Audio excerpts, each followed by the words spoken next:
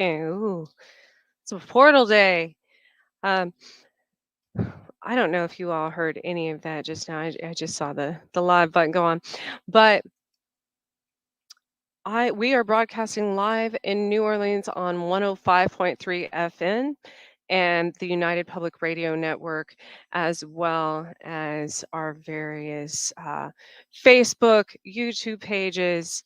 And I'm sorry, my dog is literally sitting right here forcing me to pet her. So that's her name's Ella. She's a Swiss Mountain Dog. And tonight, that's actually a topic that goes along with my show tonight. The theme, um, pets. We Joe and I were just talking about storms. They're in New Orleans, and many times I've been struck by lightning and such, and I draw in a lot of electricity from storms, a lot of energy. It makes my heart beat fast, things like that. So grounding is still very important with all the glitches we've had on the internet tonight. Um, but animals do that. So I that's just a fun fact. I don't know if a lot of people know that. One of the ways, if you're empathic, if you absorb energies from whether it be storms, people, work related situations, whatever it is, and you go home and you cuddle with your dog, um, play with them, take them for walks, whatever it might be. And that is an excellent way to ground yourself and raise your vibration.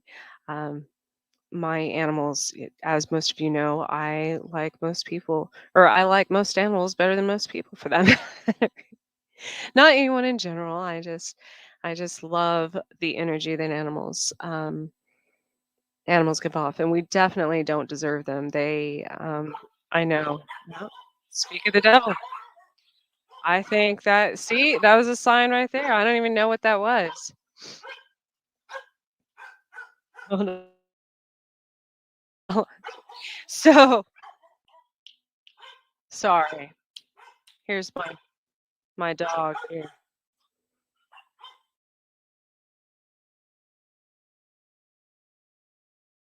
All right. So tonight I am going to welcome. I'm excited. She's not here yet. I'm still waiting for her to come through. But I have Reverend Jennifer Elizabeth Moore um, coming on, and she is a master a master healer. She works with the EFT system, um, highly empathic, obviously. She's also doing.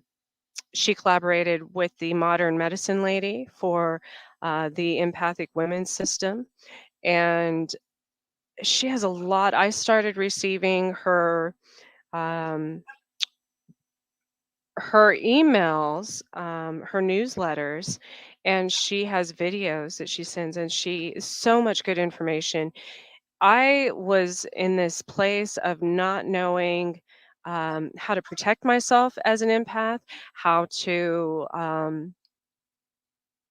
stay away from, without completely isolating myself, how to be able to s- be surrounded by people and go in public settings and things like that and not absorb all of those energies.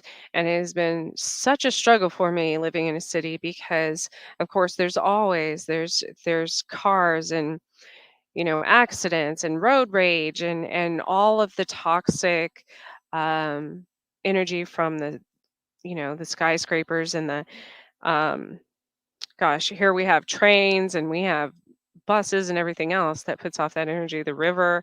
Um, and so it was very, very difficult for me for a long time to learn how to um, stay balanced and stay grounded and not completely absorb all of those things. So and that was really important um, because it can consume you and it can manifest in a very bad way. I'm sure some of the times that I have relapsed into Lyme disease, for that matter, um, also played a big part as far as um, my ability, how quickly I was able to heal from things. So, oh my goodness.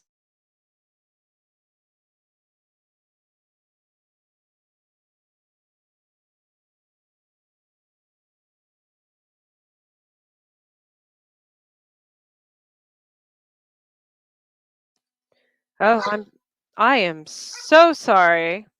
I'm sure that is extremely loud on the internet on the webs. I gotta put my dog up here shortly. Um, yes. So animals can feel all of those things as well.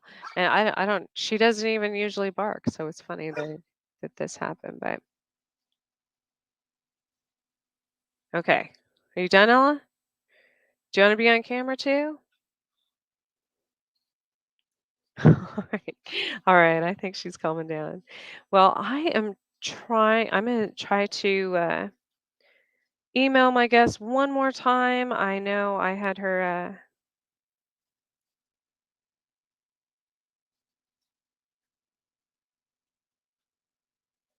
I have her information here. So,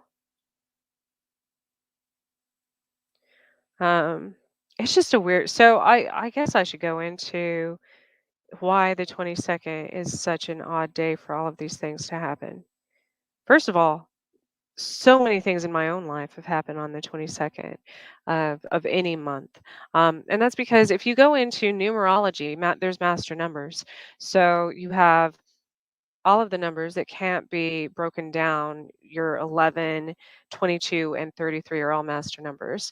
So, but the 22nd especially has always been um, kind of a crazy day for me. So one of these days I'll probably do an entire segment on that, because that's something that, based on my own experience, has happened quite frequently.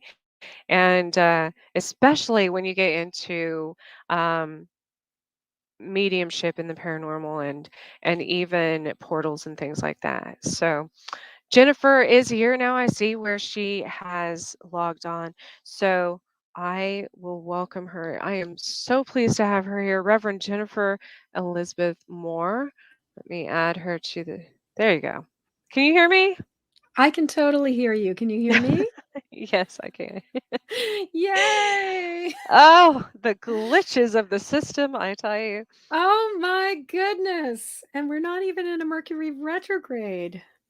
I was just explaining my producer, Joe Montaldo, before we ever even started the show or anything, he was getting kicked off. I mean, this is somewhat normal for me because the powers that be, Mhm, mhm. it happens almost every time. I'll go to start a show and my computer will crash. Something will happen. I'll literally have it all set up, hit start, or like tonight, my dog who never barks is all just going crazy. She just, I'm always grateful when it's somebody else's dog who is barking on the podcast oh over my mine, gosh, I I gotta know. say. Yeah.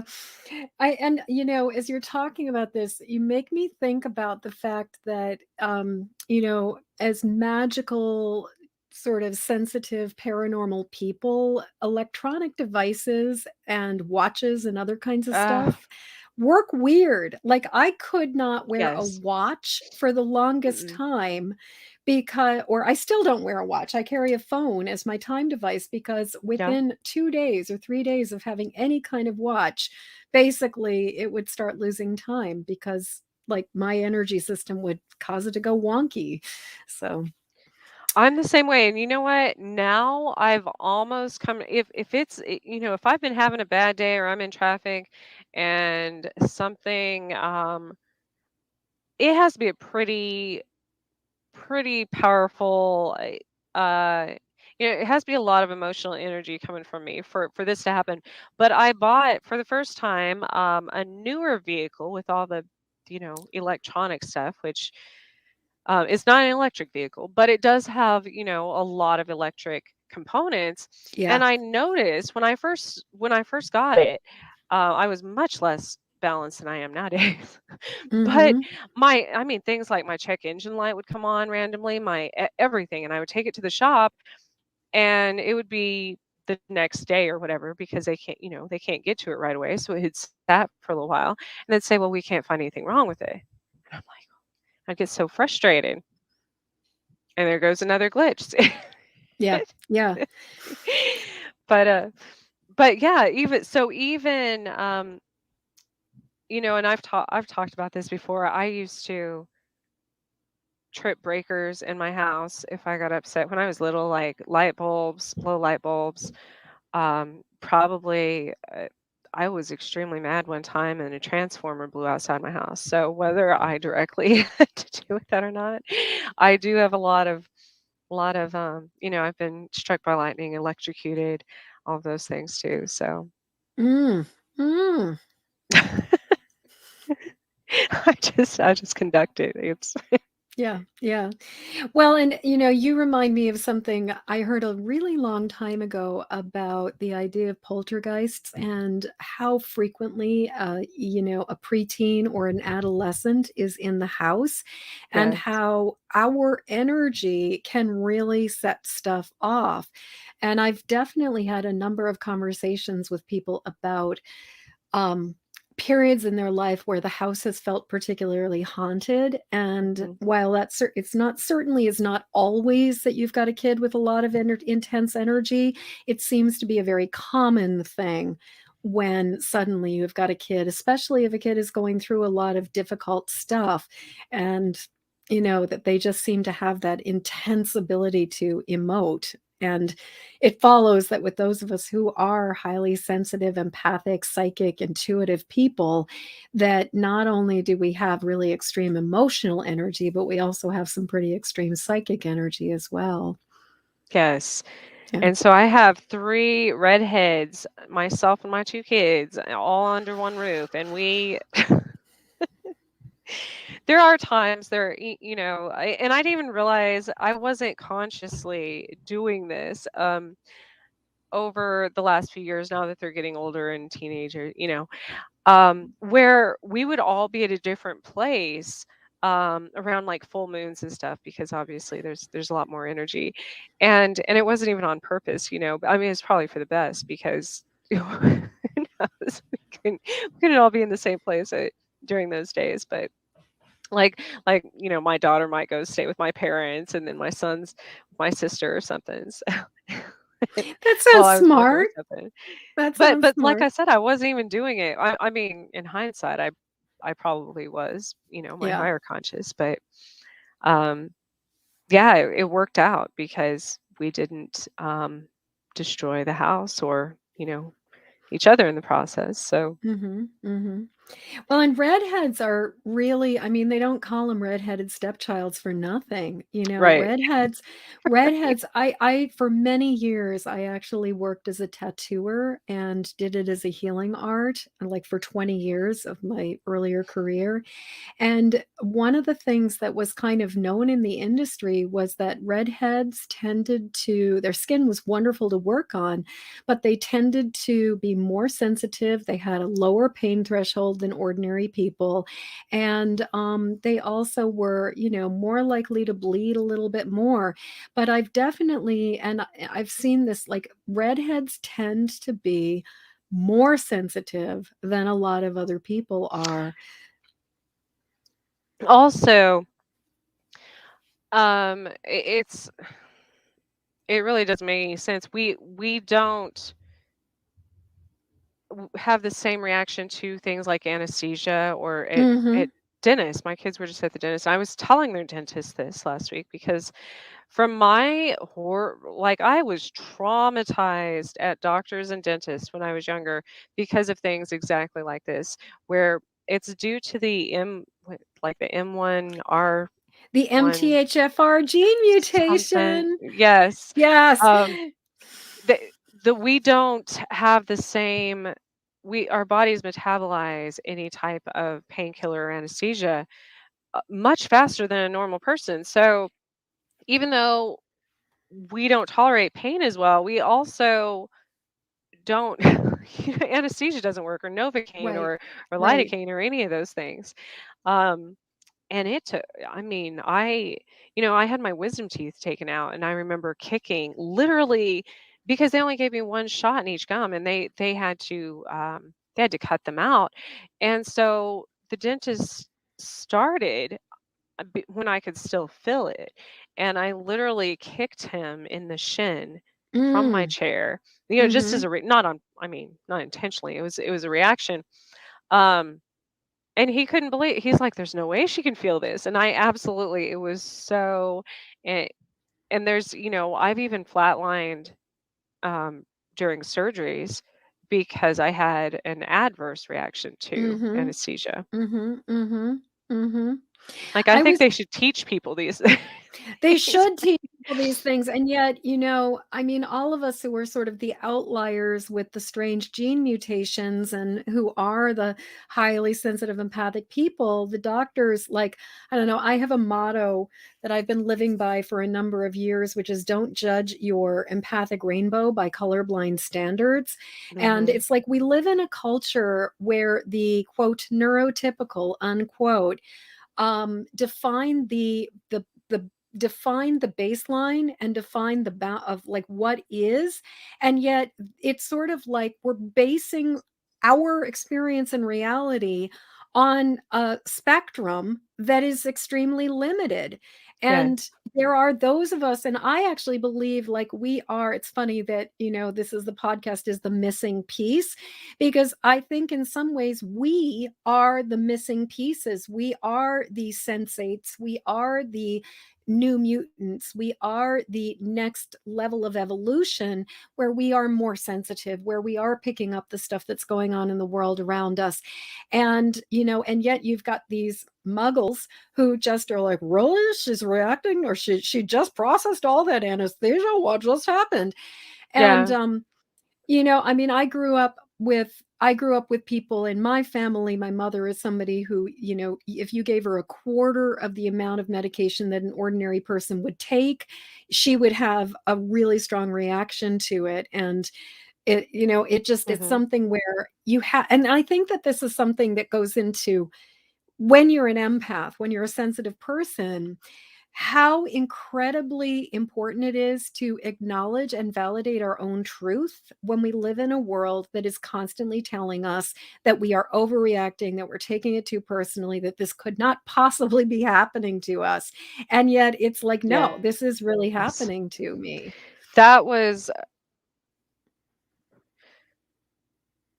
well, and I think that, after these last few days, as I've been reading your material, your emails, um, I well, okay, first of all, before we get to that, Yeah, since I'm sorry, I just talk to people like I've known them forever, but I do too. but That's but one of I the things forget. about being a psychic and a telepath. It's like Yes. you and I are just like, oh, hi, friend. I haven't seen you in a Yes. couple hundred years, but, hey Right. there.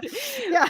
But for my listeners and viewers, they're probably like, "What are these doing?" I mean, Why I'm are sure these they're used to women it with talking me, about who but the hell is she? yes. So first of all, Jennifer, if you would, do you go by Jen or Jennifer? So Jennifer is my formal business and author name. Everybody calls me Jen, except for my nephews and my brother and sister and my mother, who call me Jenny. and I can always tell if somebody doesn't know me if they try to call me Jenny, because that is the very, very special family name. But pretty much everybody calls me Jen, so please call me Jen. Yeah. Okay. All right. So Jen, give us a little, kind of this a background, your background story. Um, I completely forgot what I was going to say, but yes, I don't want to do the whole. Tell us about Sure, yourself. I'll just tell Oh yeah, my. so my name is Jennifer Moore, also, and I go by the name Jen, except if you're my nephews, then you call me Jenny. And I am the author of the book Empathic Mastery, with the subtitle that is, a 5-step system to go from emotional hot mess to thriving success. And I am the former hot mess who wrote this. I also have referred to myself as a former world class awfulizer. I come from a long line of people who worry about absolutely everything and can come up with a lot of stuff. And I'm the author of Empathic Mastery, and I am a master trainer for EFT International. I'm actually one of 122 master trainers who are here on this planet teaching people how to use EFT impeccably. And if you're wondering what EFT stands for, is that what you were going to ask me? That was my next one, but Yeah. I was gonna make sure that okay, I think that glitch went away. Oh, good. Okay. I couldn't hear Um, you there for a for a Oh second. dear. Okay, so what I was saying is that I am also a master trainer for EFT International. I'm one of the 122 master trainers in on this entire planet who teach people how to use EFT really Wow. precisely and really impeccably. There's a lot of so EFT is also known as tapping, and it stands for Emotional Freedom Techniques. And in the more than 3 decades that I have been working as a healer, I have never, ever found a tool that is more effective, that is more elegant, or gentler than EFT. And so I absolutely love this. And what I do is that I absolutely love to work with other highly sensitive, empathic people, intuitives, light workers, sort of very magically oriented, creative people to help them go from taking on all the thoughts, the feelings, the energy, the sensation, the pain of the world around them to really being able to recognize what's theirs and what's not theirs, release the stuff that is no longer serving them, and really start to use their gifts to make a difference in this world. And my mission is to support as many empaths as I possibly can, as long as I am breathing in this body. And considering that I've written a book, hopefully long after I'm gone, so that we can be part of the solution instead of part of the problem. Because what I have found is that many of us who are highly sensitive and empathic, the thing is that in my experience, there's like you got psychics, you got mediums, you've got intuitives, and you got empaths. And the thing is that psychics, mediums, and intuitives are open and picking up information in the same way that an empath is, except that they can tell the difference between what's theirs and what's other people's stuff. Like they know they're getting information, but they also know that that information is coming from some other source. And the thing about an empath that makes us very unique is that we pick up all the information that's going on in the world around us, but instead of picking it up through one of the clairs, where it's like we have like clairvoyance or clairaudience or clairsentience or claircognizance, we pick things up through our own processing system and through our whole sensory thing, and we feel things as if they're our own experience. And so what gets so confusing for empaths, unlike psychics and intuitives and mediums, is that we'll be getting the information, but we are filtering it through our perception and our experience as if it's our own stuff. And Mhm. this can be so incredibly Cool. confusing. And so many, I cannot even count the number of highly sensitive, empathic people that I've worked with over the many years that I've been doing this work who have heard like it's almost like a script that has been written. You're overreacting, you're taking it too personally, you're taking it too seriously, you're just being crazy, you've got an overactive imagination, just let it go, stop thinking about it, stop worrying about it. And then one of my favorites is, you're not feeling that. You're not going through that. Why are you worrying about that person's experience? Why are you so upset because that person is having such a hard time? And as empaths, we get upset when other people are having a hard time. Yes. So I was gonna say, I have, I'm one of those weird mutants. I have 3 spleens. So the emotion connected to the spleen is overthinking and worrying, and they're all 100%, they're not like accessory spleens. They're functional. So with the 3, you can see why I mean, it's Yeah, constant. I just well, overthink everything. and the humors, thinking about it, it's like when somebody's splenic, back in the sort of the medieval, like the four humors, it's like to be, to be extrally, wow. How did you find out that you had three spleens? Like that seems even like a random So thing. yeah, this was before they did that much. There was a lot of research done on chimeras, um, but this was back in, gosh, the late 90s when I went to college. Um, I got mono actually from a dentist office. I had a root canal, and all of a sudden, Mm. like a few weeks later, I got mono, and I assumed it was from my mouth being open for like 7 hours. So, but um, I all of a sudden I had this protrusion from my side, like from my rib cage. A normal person's spleen swells to about 100 times its normal size. Um, when they have mono or things like that. Mine was, I mean, it looked like a third boob, like it was sticking out of my rib cage. And so when they did the, sonograms and ultrasounds, things like that, um, you could see them. They were all 3 of them were swollen. Um, Wow. and then and then I had more tests done and stuff. And um, so that, but I didn't know until much later that, or maybe I didn't believe it, how much emotions and things like that are absolutely related to different organs. Mm-hmm. Um, and so, and how big of a part that plays in our, because later on, aside from like the mono and stuff, I got Lyme disease. I had like scarlet fever when I was little. I had all these immune suppressant, which I was talking about right before you came on, which a lot of empaths, because we don't know how to, we just take everything in, and we don't have a way to get rid of it. So, Well, and I was actually interviewing somebody from my podcast, the Empathic Mastery Show, the other day, and we were actually talking about gene mutations, and we were talking about empaths and the correlation between some of these gene mutations that make it so that we don't methylate the same way or process things the same way that ordinary people do, but that also make us more vulnerable to autoimmune diseases, to getting Lyme disease. I'm also a Limey survivor, chronic Lyme person.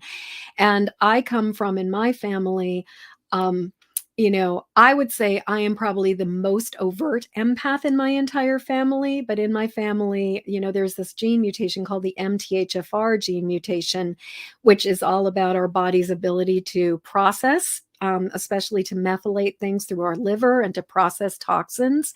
And this other woman I was talking to is from Australia. Her name is Magic Barclay.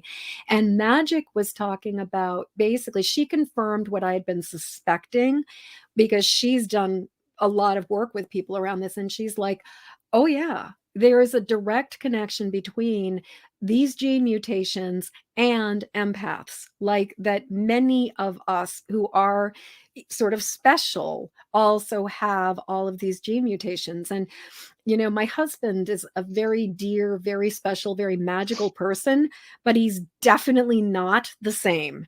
And it's interesting because, looking at his genes and looking at mine, I am a hothouse flower with a ton of bizarre gene mutations. And I'm super sensitive. My mutation that I learned or I discovered when I was in high school is I like have no knuckle on my pinky finger. Like, I have Oh, 3 wow. knuckles on my hand, yeah, and I didn't know it until I was drawing a hand, and my teacher looked at my hand and he said, And "Why, she's like, Jennifer, why are there "Huh, 3 knuckles on that hand?" And I said, that's "Because interesting." you only have 3 knuckles." And he's like, "No, you don't." And he throws his fist in front of me and he's like, "See?" And I was like, "No, it's see." And I showed him my hand and it was missing the extra knuckle. But Wow.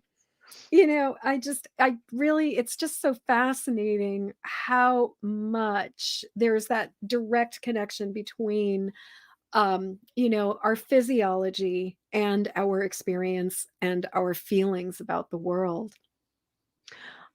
So every time I've had about 5. I mean, there's been others that I didn't actually like flatline, things like that, about 5 near-death experiences. But after each one, I don't know how to explain to anyone who hasn't, I guess, died in this lifetime. um, your heart chakra is completely like, everything is like reset when you come back to life. And so it was always those times that back when, I would go to church, I would do all of these things. I was volunteering for different like nursing homes. I was doing stuff, but it was those times that it was so difficult for me, because I would be sitting there in church and, I not only was I experiencing all of these emotions from everyone around me, but after each time I became more intuitive. I became Mhm. more receptive. All the clairs, I was each it's like each time I added on a new gift, that Mhm. almost killed me. Mhm. So that makes Mhm. sense. So Totally makes sense. so I would be sitting there and like all these voices, inner voices of everyone around me, technically, I guess I was hearing their thoughts. But this was only a few years ago, before I learned how to really control it better. Um, and I was like, the world, and my doctor said, Trish, you're going to have another heart attack if you don't do something, and I was like, well, how the world is breaking my heart. So Mhm. how do you fix Mhm. that? Literally, I'm like, I can't see roadkill without completely reliving the entire accident. I can't go by a spider web that's caught a bug in it because I feel that bug's fear. I was like, I can't live like this. I can't. Yeah. Teach me Yeah. how. Yeah. Um, and it's Well, overwhelming. it is overwhelming. It is so overwhelming. And, there are a couple things you're talking about that just come to my mind. One is that I think that where your ordinary, average, intuitive or psychic tends to experience something through one or two dominant clairs, whereas empaths will often experience the information coming through whichever dominant sensory awareness is around us. And so we are more inclined to have all the clairs because we're around people who are, and even animals and other things, but who are picking things up on a visual field, who are picking things up on an auditory field, who are picking things up more on a sensory kinesthetic field. And what I've found is that empaths tend to have all the things. Now, we may have certain things that show up for us more readily and more accessibly, like some of us are more visual, some of us are more Mm, auditory, but as empaths we will often get all the clairs going because of that ability to absorb and receive. It kind of reminds me of some of those science fiction movies or series where that idea of every time, like usually it's like the villain who kind of consumes somebody, but every time the villain or somebody comes in contact with somebody and they kind of vanquish somebody, they receive the gift or the ability of that person, and then suddenly they have those additional abilities. And I think that empaths tend to, once we're in the presence of somebody with some of those abilities, we will absorb those abilities. But a lot of times, especially after having near death experiences or having experiences where our energy system has really been reconfigured, it's not like we're just clairvoyant when we're around them. It's like we're around them and then we remain clairvoyant. And so I I think think it that works that's part of it. opposite too. Yeah. Do you notice that when you're around certain people, you tend to pass off some of your gifts to them as well? Um, I would say I'm not necessarily, I've never really thought about it that way, but I absolutely transmit by osmosis a lot of information to my students. And Same. energetically, I do a lot of sort of like setting an intention and explaining something to people, but know that what I'm also doing is kind of calibrating their system energetically as I'm explaining something. So I've Hmm. never articulated that the way you just said it, but I'm like, "Oh, yeah, I do." You know? Well, Yeah. and the only reason I started noticing this was, people would come into my life. And first of all, when somebody new comes in, I should also mention with my chimerism, I have two different DNAs, which now they think might actually be two people, in one Mm. body. So, Mhm. so I don't know how they might each have their own gifts, and they just constantly, but, but when somebody new comes into my life, first of all, they have to get adjusted to my life. We live Mhm. in a magical world as empaths. Like everything has, and I mean everybody does. It's just not everybody sees it in the Yeah. way Yeah. that we do, and not everybody interacts with the universe the way we do, I guess. Right. Right. And so first of all, it takes new people in my life a while to get used to that, and understandably so.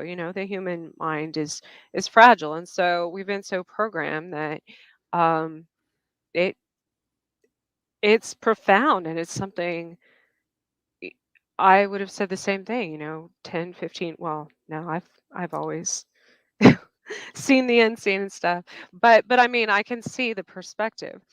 But Mhm. then Mhm.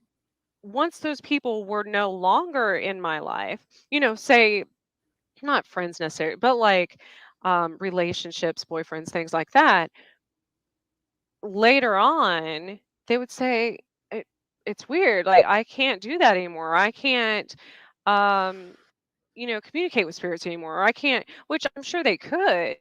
Mhm.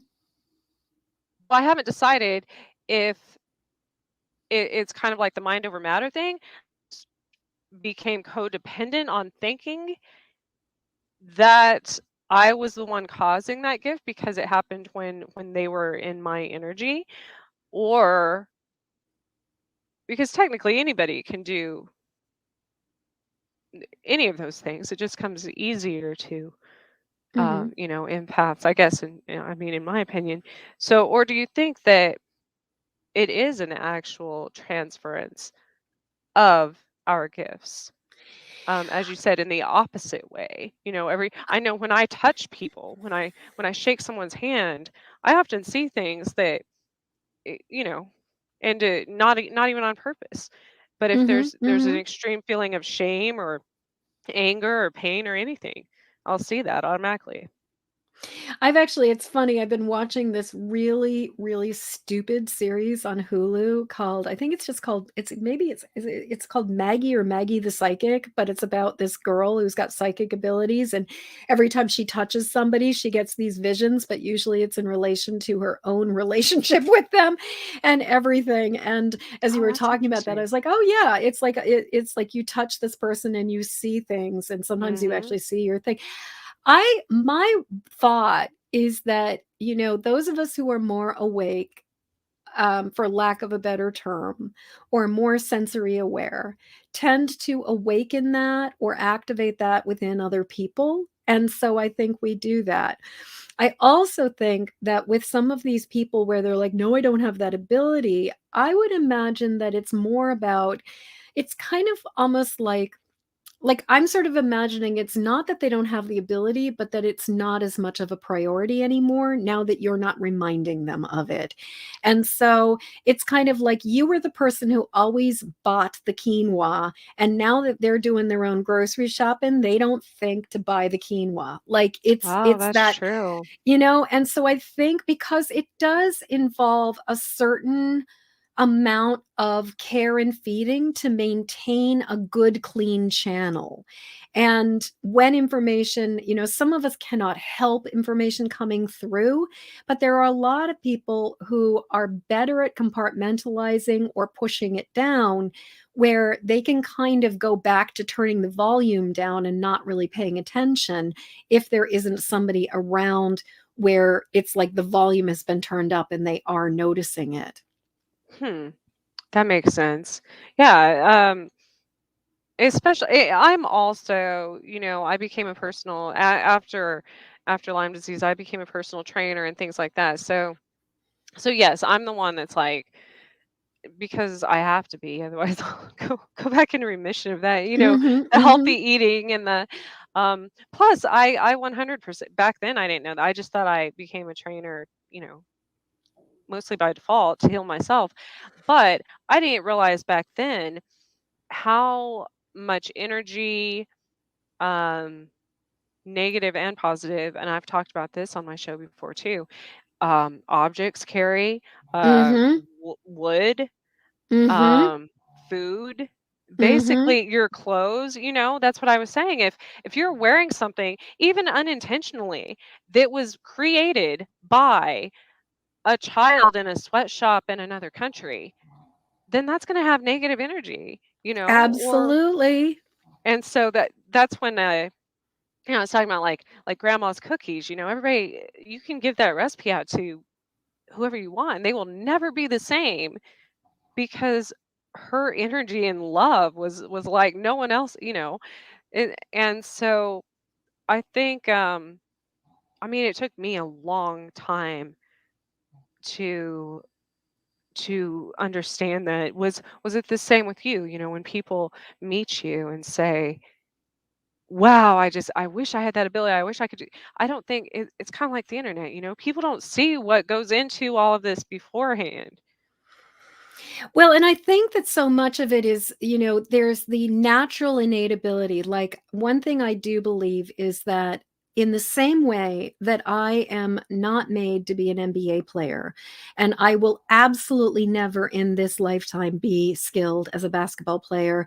And even if I practice every single day for the rest of my life as somebody who is literally 5 foot and 3/4 of an inch, there is no way, and especially being like a postmenopausal woman of a certain age, there is no way I will ever, ever, ever, ever be an NBA player.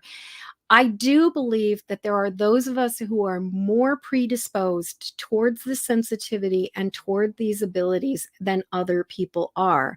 But I also believe that, and you've been talking about it, that there's also an amount of learning how to care for our channel so that the information that is coming through good and clean, and we are not getting gummed up with our emotional distress. Because I've also seen people where they're utterly convinced that what they are picking up on is psychic information, when really what it is a projection of their fear. And Hmm. years ago, I had a situation with somebody I knew whose kid had basically gone on walkabout and had blown their curfew to go stay with friends and get stoned all night. Oh, And this person was absolutely convinced that their kid, they had visions of the child dead in a ditch. Like, they were convinced that the child was dead. Well, we are now talking probably 13 or 14 years later, and he's still alive. He's a young adult now, still likes getting stoned. But the thing was, Yeah. this person was convinced they were having a premonition when the truth is they were just really, really anxious for a very good reason. But they were picking up, like they were projecting their anxiety and their fear, and they were doing such a good job of awfulizing that they were convinced that this was truth when it really was just emotion. And I think that's I did that a lot as a little girl with nightmares. Yeah. Because I didn't know. I had dreams of past lives that I didn't know. Mm-hmm. 2-year-old talking about dying in a sword fight, like, or Mm-hmm. or numerous fires and things like that. So I didn't know Oh, how to the process that. fires. Oh, Yeah. yes. I was terrified of fire when I was a Yes. child. Yeah, and the entire educational system where of fire safety was not good for this little like past life burned at the stake empath. Me Let's either. just say, I grew up yeah. in southern New Mexico where we learned this was, early 80s. We learned Hmm. about Smokey the Bear. Yes, That's all like I mean, it was all around me. Everybody was talking about everywhere. forest fires. Yeah. Yeah. So that was, aside from all of that, then there was the spirits that weren't always pretty. I Hmm. didn't always, there were literally monsters under my bed. So I had to process Mm, that. I had to mm. process that. And I, it's an odd, I really wish, which I've talked to other people about from every country across the globe collaborating into some type of educational system for children. I understand there's private schools and but these things people don't understand how much it affects our lives.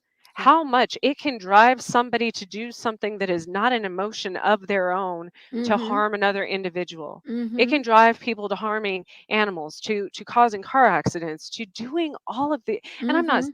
I'm not trying to make people fear that, but I'm saying that's how important this is. And I think it gets misconstrued all the time as people being possessed or people i- when a lot of it is literally just we're all bouncing, each other's traumas off each other. We are all bouncing each other's traumas off each other. And, as a species, we have gone through, like, I really believe there was this thing that happened somewhere in the vicinity of about 5,000 years ago when patriarchy started to take over, productivity and empire started to like be the priority.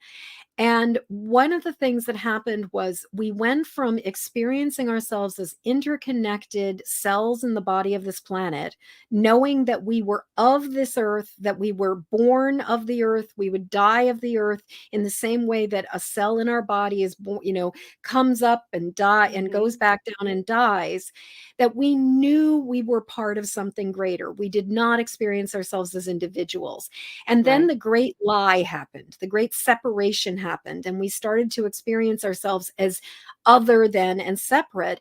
And one of the things that I think started to happen was trauma started to get compartmentalized and started to get stuffed down. We've been kicking these cans of patriarchal and like racial trauma down the road for 5,000 years now. And the thing Oh is my that goodness, yes. we we have found there is now evidence that trauma is inherited, that it is passed Oh, down in our DNA. And so the thing absolutely. is, we cannot escape this. And what I believe is that, and I imagine you do too, is that we've hit critical mass and we can no longer avoid this. And so, as a result, even people who are trying to compartmentalize it are no longer able to effectively compartmentalize it. And more people are awakening to this sensitivity and to the interconnectedness of all of us in the way that, and the fact that trauma is bouncing off, Mhm. and especially these last 2.5 years. people are waking up. Yes. Yeah. I think so I recently, within the last few months, I've done it um semi-professionally for others for a very long time in researching genealogy, Mm. intuitively and professionally. And I had never done it for my own family, and I'm like, that's weird. It's probably I'm sure I was afraid of what I would find. And so one of the first things, because it's the more recent few hundred years, was I found that my family quite literally fought each other in the Mm. Civil War, Mm. killing each other on that, like, which is crazy to me. I'm like, we were fighting. No wonder our family reunions, it's a thing. And no wonder it's kind of like the Cain and Abel thing. Like my sister and I, um, she hated me. I mean, until she Mm. was like moved out of the house, but growing up, and I'm like, why is that? And just like you said, it's generational, it's inherited. It's literally it goes back to I tell kids when trying to explain this, like the difference between cats and dogs, being enemies since the beginning of time. I mean, which now they're obviously not as much, but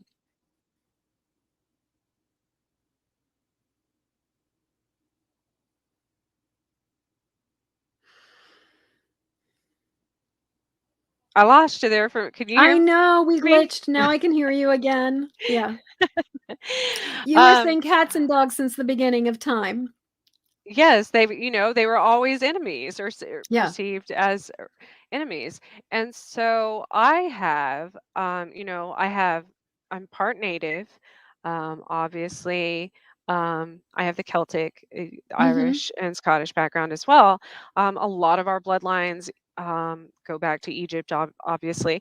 But then also, there were both African slaves and Irish slaves around the Civil War area. So I have all of these um, different cultures which Mhm. have fought each other Mhm. actually. Mhm. Some of them still to this day. And Yeah. so I thought it was interesting when I got Lyme disease and things like that, and with the two different DNAs and stuff. And I tell people, I the way I understood it from the outside, we have to heal the inner wars before we can heal the outer ones. But my body don't if they can't like learn to get along in this planet of Trish, then they will literally kill each other. And that doesn't Mhm. serve any of Mhm. them. Then I get Lyme Mhm. disease, then I get these immune suppressant diseases, then my blood, everything else goes to hell. So Yeah. all of that and all of my bloodlines have to learn to get along so I can live. and so Yes. Yes. and so Yes.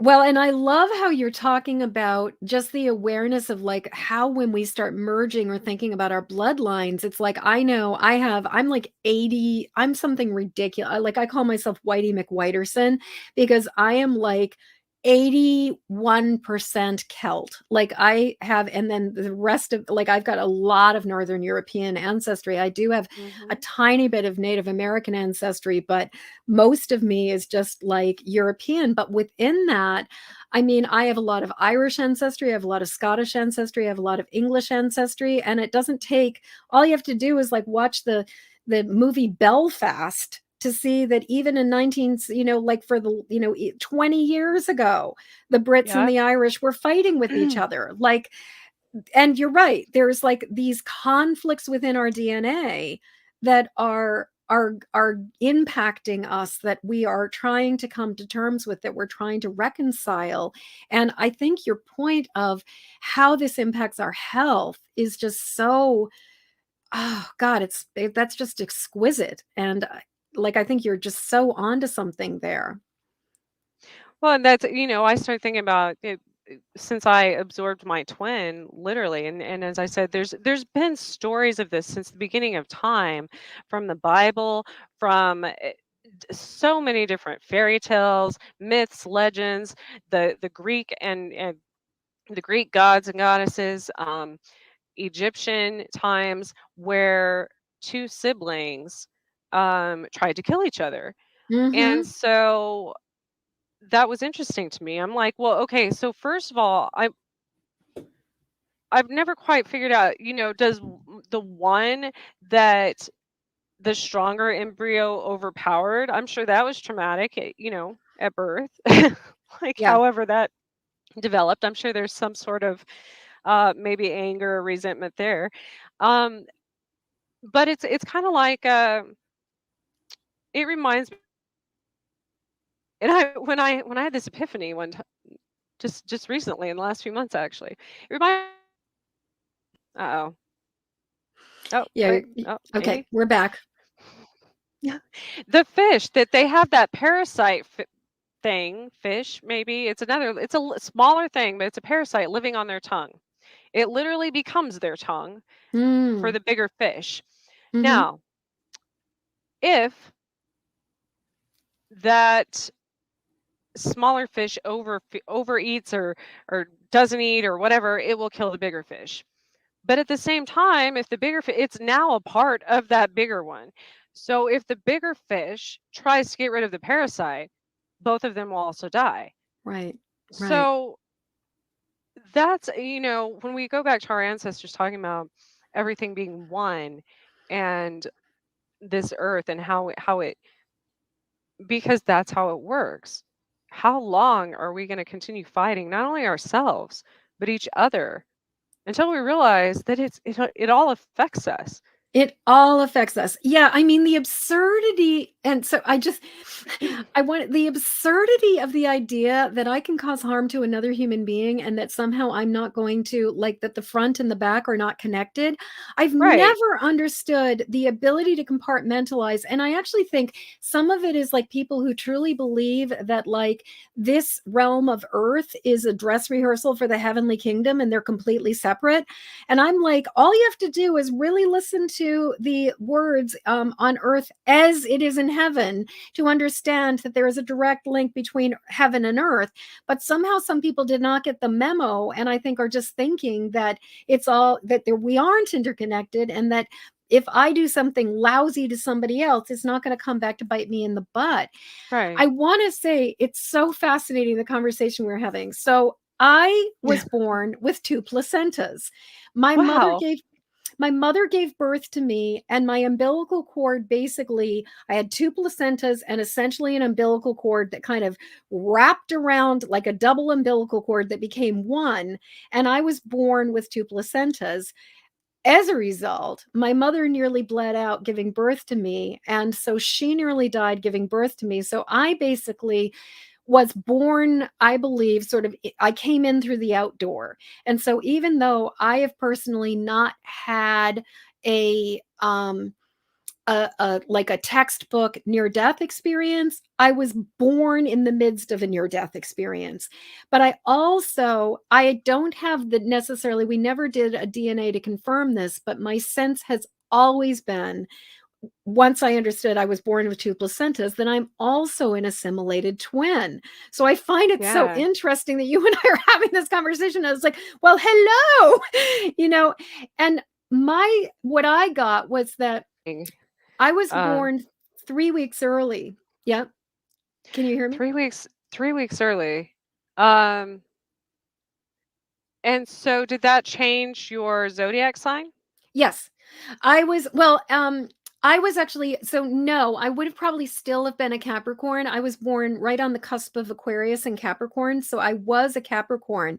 So it didn't change my zodiac sign, but what it did that was interesting was that, so I have Mars in the 12th house in Leo.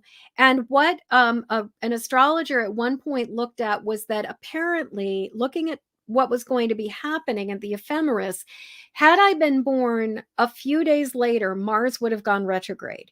And the theory that some astrologers who I've talked with had, but this one astrologer and I had this conversation, was that my mother, because of the double placenta, probably would not have been able to get through the childbirth if I had been any bigger than I was. So I was Wow. born 3 weeks early, and my mom, even though she nearly died because she nearly hemorrhaged to death, she survived my birth. And so the theory is that if I had been born any later because of the Mars retrograde, it would have been very problematic. And Right. I believe that I probably would have been a fraternal twin with a brother, because I was looking for this person for the first 32 years of my life. I felt like there was the missing piece. I was like, where are you? Where are you? Where are you? Where are you? Yes. And I just got chills as I said that. I mean, the loneliness and the feeling of like, Yes. I cannot find you. I know you. And I have another friend who's also a healer who had a twin sister who did not get born. But with my brother, what I believe happened was that we understood the peril for my mom, and they also decided that this particular incarnation was not what they wanted. And so I don't believe that I assumed that I assimilated them from a place of malevolence. I believe what happened out, like they're somewhere in Mm. the early part of the first trimester, they went, I'm out of here. Thanks for the fish. And I was left with this. I basically was left to sort of assimilate all of this. And I was basically left there because it allowed my mother to survive my birth and then the subsequent births of Wow. my siblings. So I actually do not believe that I did anything, that there was any kind of Cain and Abel action going on as much as it was. And I know other people, like this other friend of mine, they did not lose their sibling because because of malevolence. They lost their sibling because she could not bear to be born into the world right now and opted to not come planet side. Well, so and I don't know. I'm assuming this came from my father's trauma. He had 8 brothers and sisters and they lived on a farm, and his mom, would have a child and get right back to working without skipping a beat because that's how amazing women were. We think we have it hard, but Mm-hmm. so my sister, I have an older sister, and so when my mom found out she was pregnant with me, my dad panicked, of course, and said, "Oh, I don't want any more kids. I don't want," so my sister was planned, I was not, of course. And I think it was then because he had such an emotional reaction to not wanting another child. Um I think that been where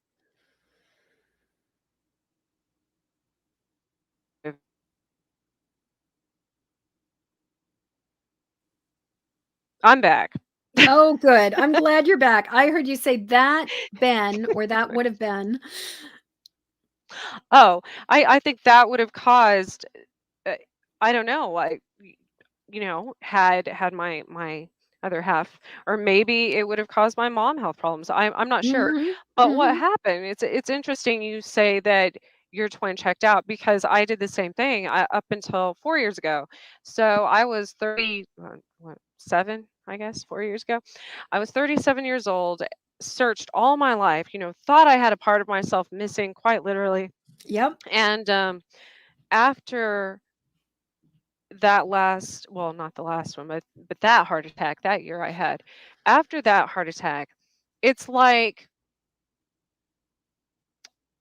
she wanted to show me that it was okay. That, like, gosh, I'm gonna get emotional. So I was at this bridge and I was so sad. I was sitting there and I was oh, I was sitting by a tree stump, and this bridge, all of a sudden, my entire scenery changed, the whole psychic thing that happens. And in spirit form, my other half, my twin, came to me and grabbed my hand, like I'm coming back, And so, um, it was something that people had told me, other psychics, other, my energy back then, which I didn't know was even in the realm of possibilities in this world, was reaching people on the other side of the world, quite literally. Mm. Um, and I used to be extremely religious back then, and so I had just gotten into reading tarot cards. I was searching for answers everywhere in every other religion. And there was a tarot reader, just general collective, that I it was around Christmas, and I was wearing something very specific. I'm weird anyways. I had like the craziest skirt on. I had some leggings that had like sleigh all day on them. I had bells and a, you know, weird colored shirt, all these things. I was sitting on a rock staring at this lake. She described that to a T, Mm. and she was somewhere in Europe at the time. And of Mhm. course, me, for my not very awakened mind back then. Still probably not, but I was like, no, that's not even possible. She's talking to millions of people. Surely there's how many others that are sitting on a rock on this day wearing these crazy leggings and has the side of their head shaved and has red hair, and I I'm trying to logically, I guess, rationalize all these things. And she said, you've been looking for your twin that's been within you and with you all along. And so it was at that moment, it made sense. And, which is interesting because my uterus is heart shaped and completely split Mm. down the middle. So Wow. it's like Wow. So she I really carried is my with daughter you. on one side and my son on the other side. Wow. That's amazing.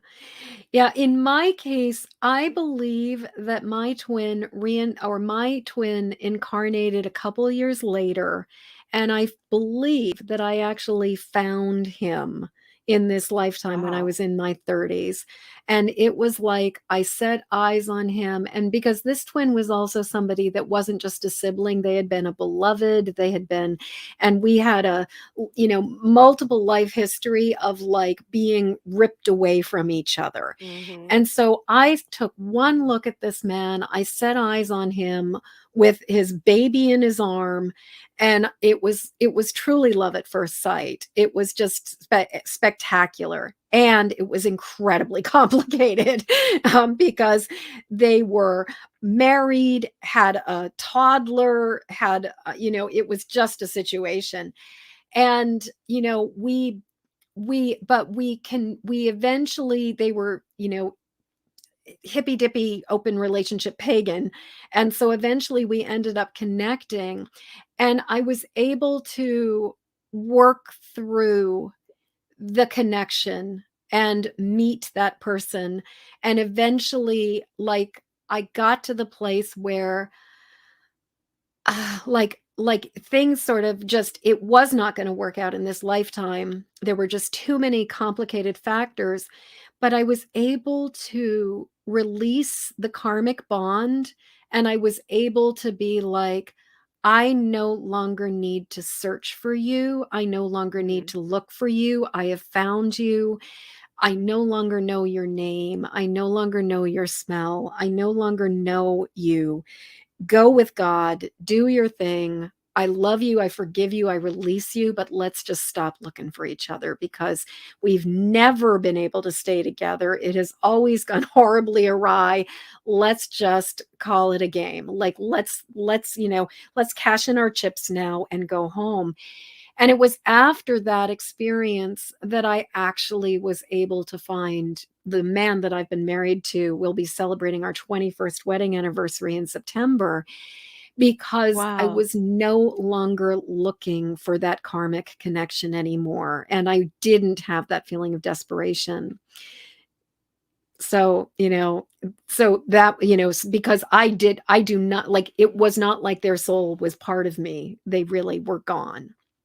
Yeah, and that's absolutely how, I went through bouts of depression Oh, and yeah. so many times in my life. and trying to fill voids, Yep. with different vices and all these things that I didn't understand.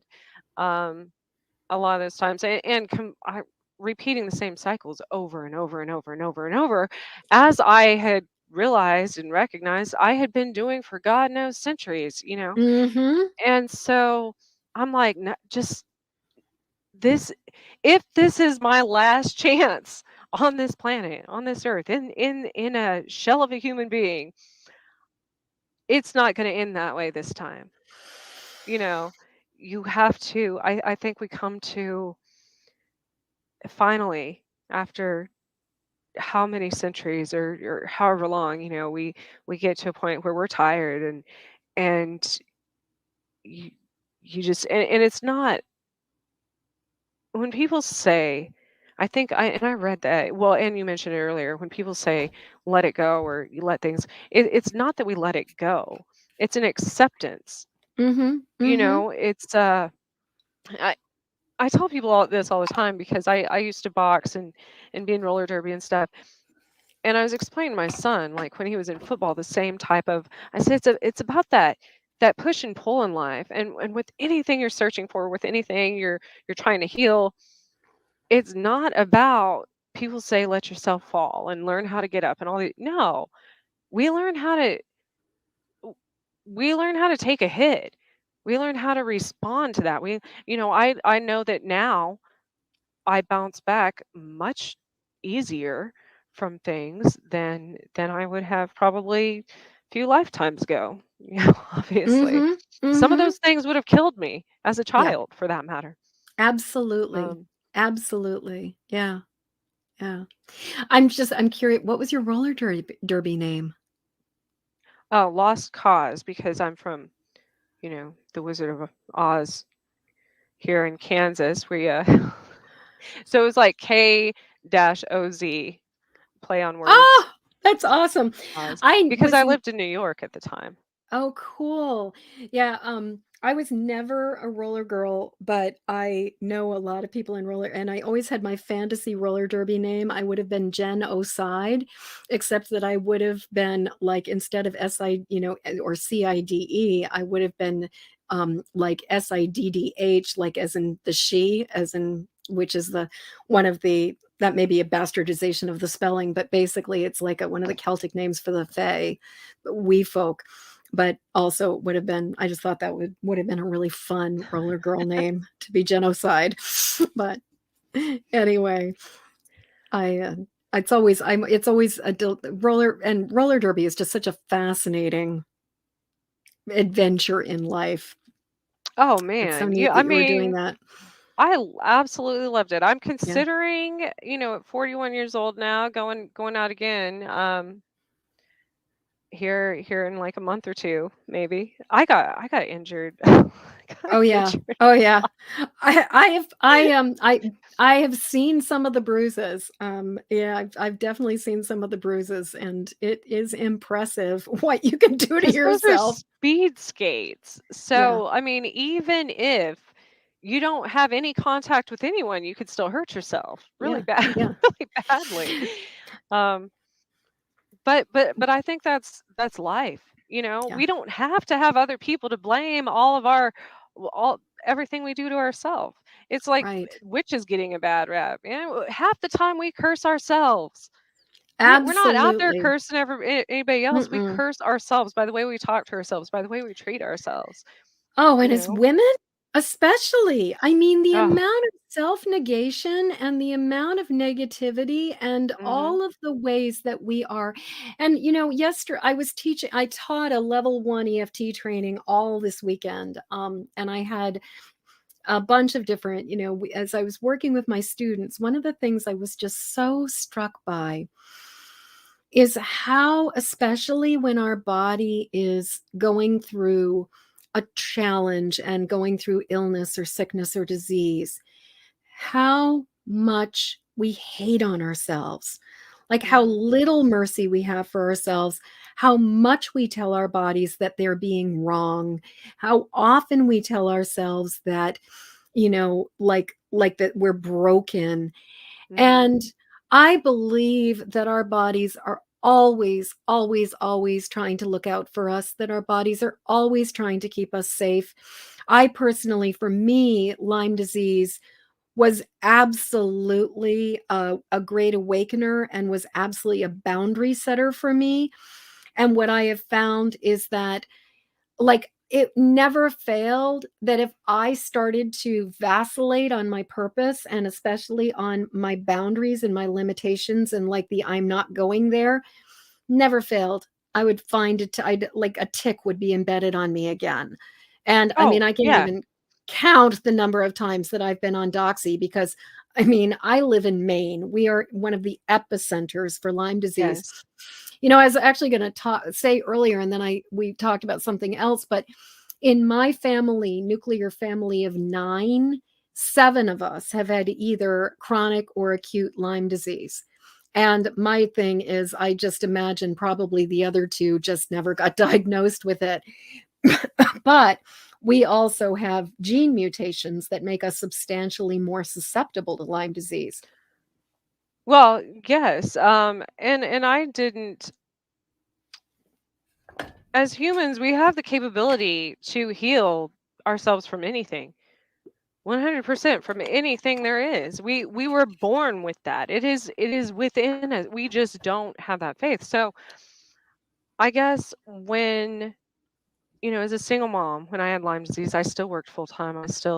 Um I had both my kids pretty much alone, in hospitals and things like that. And so I I went blind. I for a while, I lost my hearing for a while. I lost my ability to speak for a while. So I lost all of my senses Mm, um, there for a while. And so I became very depressed. Most people don't realize that Lyme disease mimics so many other diseases. So it has one of the highest suicide rates as well because it mhm. not all you're cognitively losing your mind. Like Yes. they said I had less than 1% chance to live with the white lesions on my brain. And it had spread so I had cardiac Lyme and I had neural Lyme with the meningitis. Mm, And mm, so the doctor said, we there's nothing we can do, Trish. You either make it or you don't. And I, of course, am hard headed. I was like, it was that trigger word, I'm like, oh no, I am not dying today. mm-mm, Okay, again, mm-mm. like I am not. And so I changed everything. But one of the most pivotal moments of my life to this day, not only with Lyme, but in changing my perspective in everything else, was when I heard about a woman who was diagnosed with Lyme, and they gave her a few weeks to live. And so she went to California. She, was going to live out her life there, and she was attacked by a swarm of killer bees, and she experienced like 24 hours of the worst pain she'd ever had in her life. And then after that, she was 100% cured from everything. So all this time, when that negative self-talk, all that time when I was like, now I've gone blind, now I've gone deaf, now I was being stung by a wasp in the middle of winter. I've been bitten by a brown recluse and a black widow. And all this time, I used to get stung by bees all the time growing up. I have red hair. And so here I was playing the whole woe is me, blah, blah. And I said, they weren't trying to kill me. They Mm-mm. were trying to heal me. Mhm. Because now it's known that bee venom is Mhm. one of the cure, not a cure, but um helps with Lyme. So the poison is the cure. So now,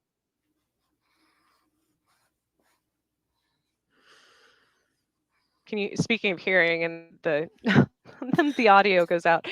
I know. And my seeing, when I regained my vision, I could almost see in infrared and ultraviolet.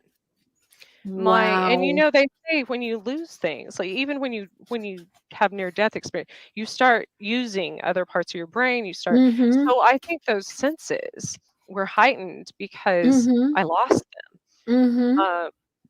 And so I it changed. Then I'm like, oh my God, now all of these animals sacrifice themselves to save me. So it completely went from me being the victim to seeing the other side, and it changed my entire life in that Mm. minute. Mm. I'm just sitting with the magnitude of that and It's just yeah. and that's when they did my blood test to prove, because here's another thing, I don't know if you're this way, but as an empath,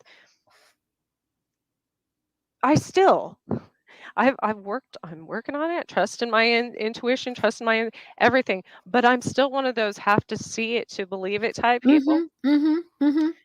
So then they went back and did blood tests, said, "Oh, well, you had Rocky Mountain spotted fever when you were little. You had, you know, all these probably Lyme disease from the time you were, but just didn't know it." So Right. then I thought, like, literally all these incidences, I thought back to Yeah. that something bit me or that something happened to me, and I'm like, that they weren't trying to kill me, Mhm. you Mhm. know, and it's profound. Yeah. Um, I survived not being in a car accident last week because a brown recluse that I allowed to live on my porch for the last few months ran inside last moment and delayed me, and I accidentally stepped on her. Oh. But when I got on the highway, it was about 5 to 10 minutes prior.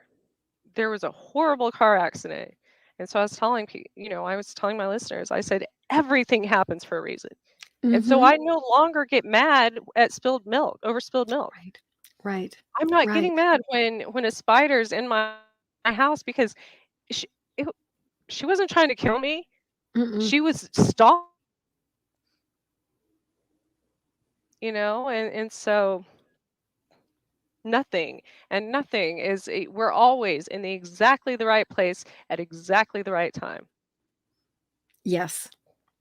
I think that is, I think that that is there's something so there is a part of my soul that absolutely knows that to be true, and then it's so funny how the ego jumps back in and Oh, starts going, like, and I grew up in a family of like, I grew up with atheists in my family. I grew up with mhm. skeptics. I grew up with people who are just like, if you couldn't see it, it wasn't real. So I totally get the you need to see it to believe it.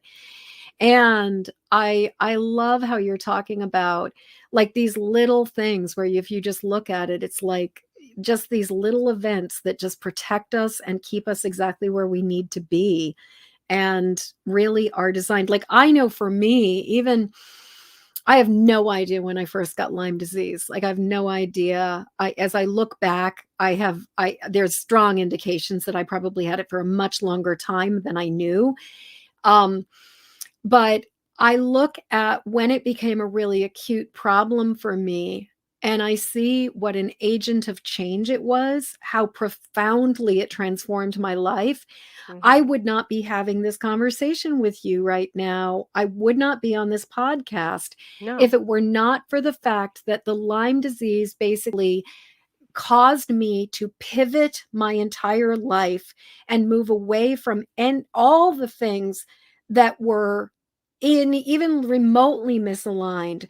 Like, I had a thriving brick and mortar business. I was doing fantastically, but I could feel that I was outgrowing it, and I could feel that it was no longer where I belonged, and it was time for me to stop doing this work.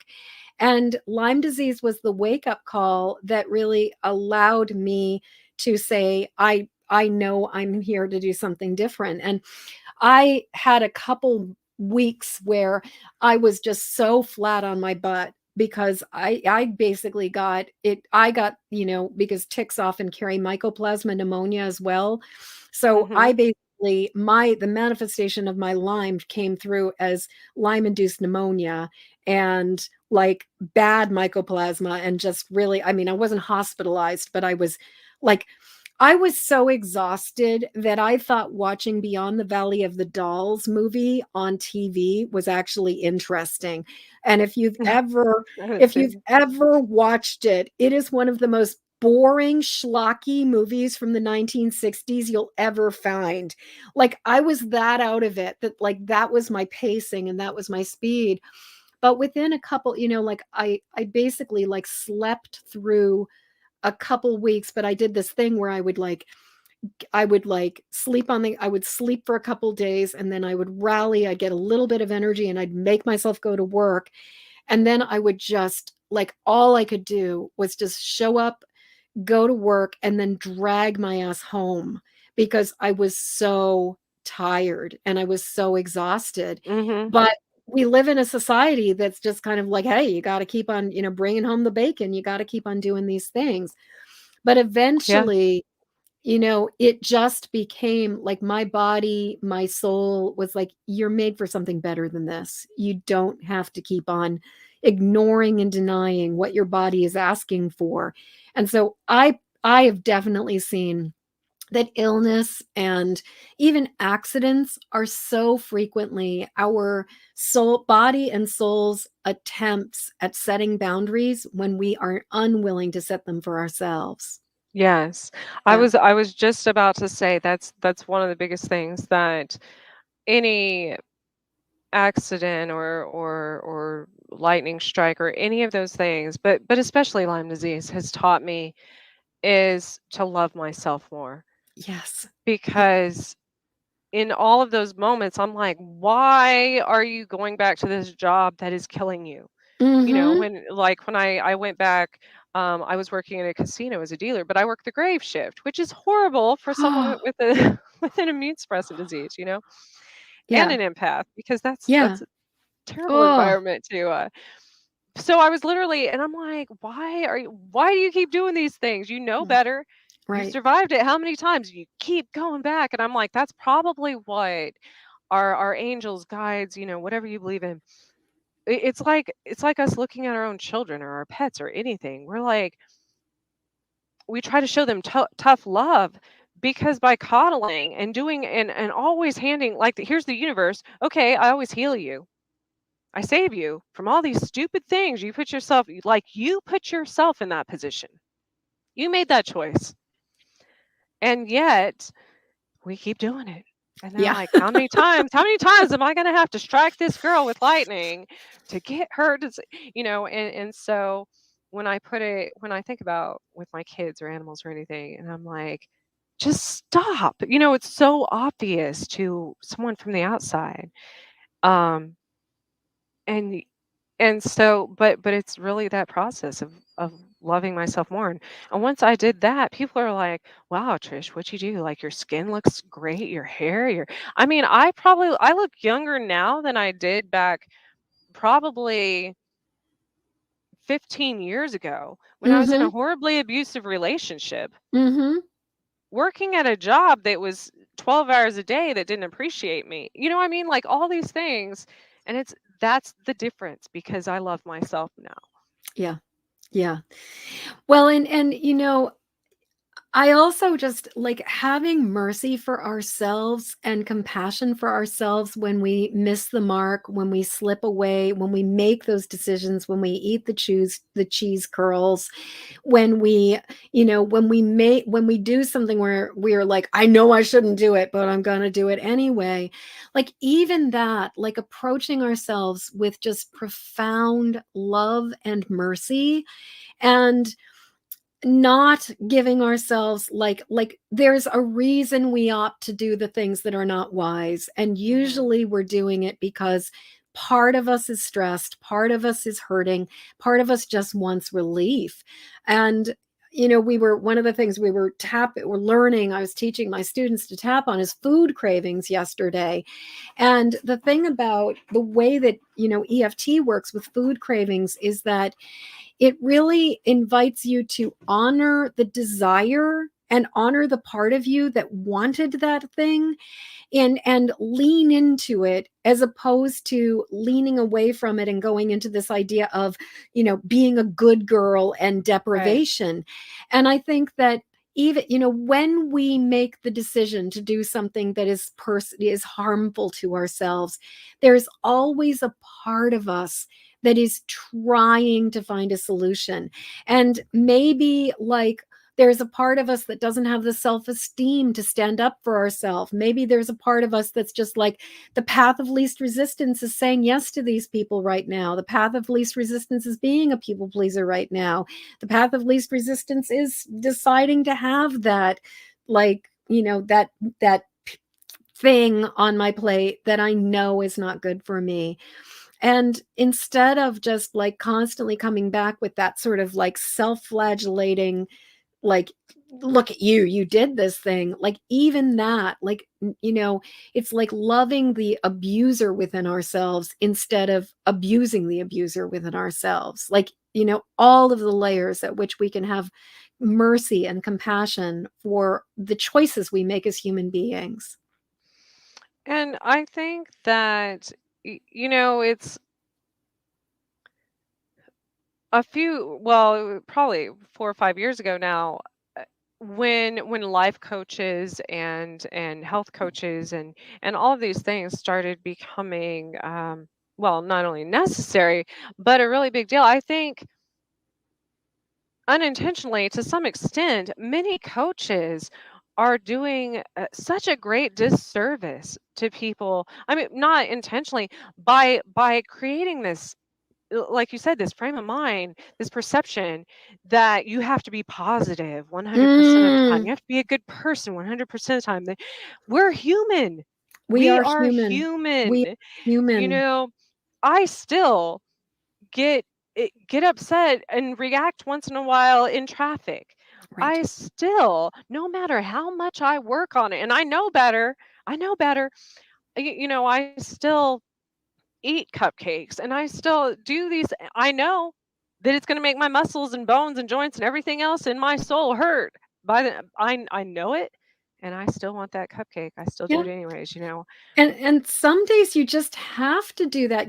I was having a conversation with somebody about the whole thing of like this kind of the phenomenon of always focusing on the positive, always focusing Mhm. on the positive. And the thing is with EFT, basically, well facilitated EFT always acknowledges the distress and where we are at before we try to use tapping to bring in something positive. But one of the fears that certain people who are kind of on that kind of law of attraction, whatever you think about is what you're going to amplify, Right. will be like, well, if I talk about the negative stuff, then won't I grow it bigger? And what I really believe is that, number one, if there is even a remote part of you that is feeling distressed or disorganized, like unhappy or having negative thoughts, no amount of positive affirmation is going to make that part of you go away. And to ignore and deny that part allows it to fester within us. I really believe what we resist persists, Yes. and what we shed light on burns off like fog in the morning hours. Like, it really makes a Yeah. difference. And but the thing is that when we, start getting into this whole like positive thinking, positive thinking, positive thinking, just keep thinking positive. And also the people who are like, it's not working at all, but they're like, I just Mhm. have to keep on going. Sometimes that's a sign that it's time to course correct. Sometimes that's a Yeah. sign to say something is wrong with what the way you're doing this and you need to change it. But I really think of the positive affirmations like when you're dealing with something really big and intense and painful, it's kind of like having a big old pile of poop and trying to spray perfume all over it. It's like, it's not going to make it better. And if we have those feelings inside of us, we must like bring them out and acknowledge them in order Confront for them. them to transmute and Yeah. change. Yeah. And that's when I really went back to my pagan roots, the as above, so below, as within, so without, Mhm. because that balance, everything in this universe has that balance. We have the northern and the southern hemispheres. We have, so we have the light part of the year and the dark part of the year. It has been that way, a perfect geometrical balance by design. Yeah. Um, since the beginning of since its creation.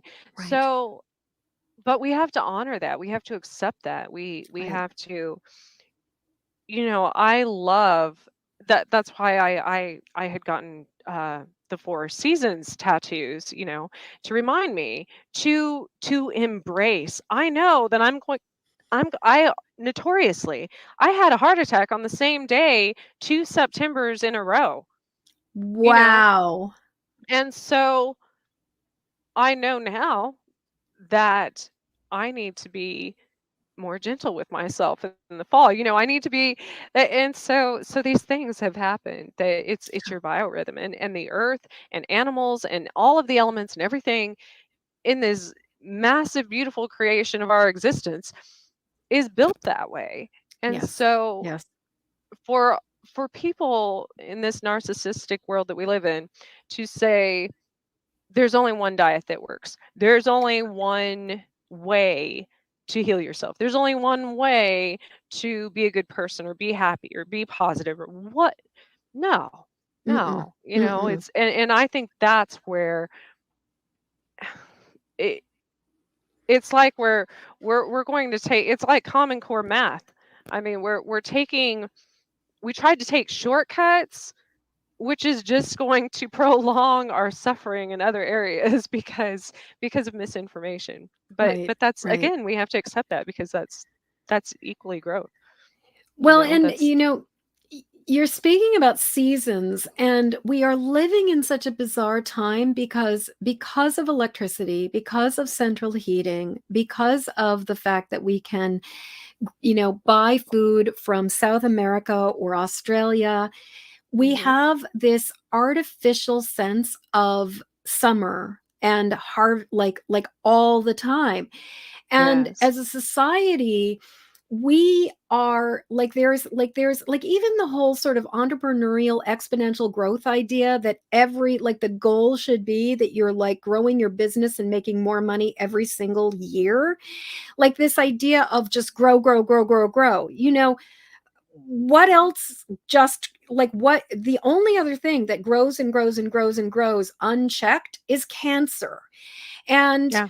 we as a society right now are living in this really disconnected from the reality of seasons and the reality of the rhythms of life. And it's like there is a fallow period where things need to rest. There is a period where things go deep underground and hibernate and form themselves. There is a period of like gathering up the energy to sprout. There is the period of growth and receiving the nourishment. And only after that does the fruit appear, that we can have the harvest and we can have the bounty. And then we go back into the fallow season. But we are living in a time with artificial light, with artificial growth cycles, with all of these things that make people forget that it's almost like we deny gravity, like we are just Yes. we're defying the laws of gravity as a species right now. And I believe it is coming back to bite us in the butt in a Oh, major absolutely. way. Yeah. And it's funny you speak of, the seasons and the blooming and stuff. Uh, In 2018, um the height of my Lyme disease, the worst part when I thought I was dying and all that was Christmas Eve. And because of all these things in my health and I was about to be evicted from my house and all these things went downhill. And I just wanted to give up on everything. I didn't want to end my life. I was tired. I wanted to Mm-hmm. give up. I'm Mm-hmm. like, I can't do this. I cannot do this. My power went out at Mm. 1:11 a.m. on Christmas Eve. Wow. My TV comes on after the power went out in the middle of the night, and there was a song. I'll have to send you the link, but it was Jennifer Hudson and three other girls on The Voice singing "The Rose" by Bette Midler. Oh. The soul afraid of dying that never learns to live. Mm. Mm. And I was like, if that isn't because roses have been, I was born in June, of course, a Gemini. Not only am I a twin, but I'm also a twin. And that song. And so when I moved and got the courage to start my business and leave those jobs and everything 2 years ago, I had this rose from that house. I had moved different town, everything. I had to live with my parents for a short period of time. They had the rose dead in their garage. So last Mm. summer, I thought, I'm gonna do this. I'm gonna start my photography business. I'm gonna finally get out there and do. Everybody said I'd never make anything of myself as an artist or photographer, and my parents are like, I went home one time and I said, oh, I'm gonna take this home. And they're like, why? Just for the planter? That rose has been dead for years. I brought it home, and it was spring. 2 years later, after that Christmas, and that's when I opened my studio, my art studio, and I had it on my back patio. I was actually going to repot something in it because I thought it was dead. And the first picture I took was the rose bloomed. It rebloomed. Wow. So then I went on doing all this research on roses and how they can actually you can cut the head off of a rose, plant it. I mean a stem, like not Mhm. even rooted anymore, Mhm. and it can regrow. Mhm. And then all of a sudden Morticia Adams made so much sense. Mm. Mm. Yes. I'm like, "Oh my gosh." Yeah. Yeah. So, You are giving, yeah. Mm. Yeah, I have. profound time. I'm looking at, dried roses in front of me, and I adore roses. I've got Rosa rugosa growing everywhere, and we Rosa multiflora, which is wild rose that is considered an invasive, but just volunteered itself and started blooming in my yard a couple years ago. Oh, wow. And I mean, roses are just and roses are associated with the Blessed Mother. Like they are one Mhm. of the biggest symbols of the goddess. They and the heart. So what a And it's, spectacular story. and rose, they're not actually flowers, they're fruit, right? Yeah. I think. So it's like literally that fruit, that seed you plant. Yeah. Um, always like never give up. I mean, even though something might look like it's dying or dead, which was symbolic of myself that night when that song came on. Um, and I had written a poem back in high school, um, called "The Rose," and it was about life and death. Mm. Um, You'll have to and include that so poem in the show notes for this, yeah, yeah, I've never I and it was it, if you can find something it. that no, no, I memorized. I mean, it was something that didn't make sense back then. I mean, it was a really pretty poem back then, but I didn't realize the significance until now. And oh my gosh, I cannot believe it is already 10 o'clock. I'm gonna I have to have you know. back on again so you can talk. Oh, We didn't you and I could talk forever. I even. mean, seriously, it is kind of like, oh, you, hi, been a couple hundred years, but hey. Yeah. I want to share. I just read. I was in a hurry before the show, which is also symbolic. But my yogi tea, which always has a message, Mhm. on the tag, says, Mhm. "What can you appreciate in this moment?" Mm. And that was it. So, oh man, Jen, yeah, yeah, you're welcome to come back. I Well, would anytime. love to come back, and I would absolutely love to bring you on my show as well, so I Absolutely. guess Nobody I'll ever wants to continue. talk to me. Oh, I mean, come um, on, we're both assimilated twins. I yes, mean, now that's that is crazy. I've never. wild, and I have never, ever in all of the podcasts that I've been on, I've never had this conversation. I've never, and I'm just like because this is just such a very really weird and random piece of info. It's not like most people start talking about being assimilated twins. So Yeah, it doesn't happen, yeah, and so, yeah, it's like finding a needle in a haystack, yeah. yes, so next I do have some people booked the weeks after Not next week, I don't. So I'm open next week if you want to come back. My viewers and listeners, next Monday is open. You don't have to answer now if you don't want to, Okay. or you can. I mean, either way. Well, my But husband would basically be like, "No, you are not doing this because we're taking 2 weeks off, and I am a notorious workaholic." And he, on the other hand, yes, is he's my boundaries when I don't have them. And so he has been like, "You are not doing any work." And this week I'm actually doing a ton of things. So I will gratefully say I'd love to when I'm not on vacation, and I would absolutely absolutely. love to come back. Yeah. We can plan a time in the future where you can actually talk.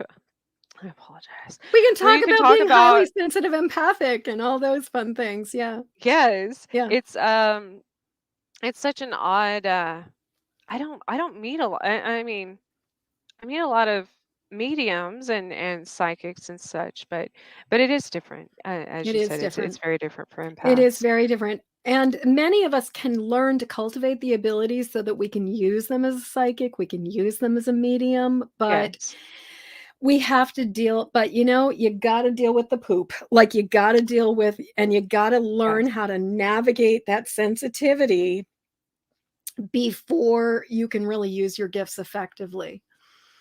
Oh yes. Oh Yeah. my goodness. I'm still. Yeah. I'm a work in progress, people. Oh, I yeah. I will be a man. work in progress in this life and probably Oh in the next. Lord. Yeah.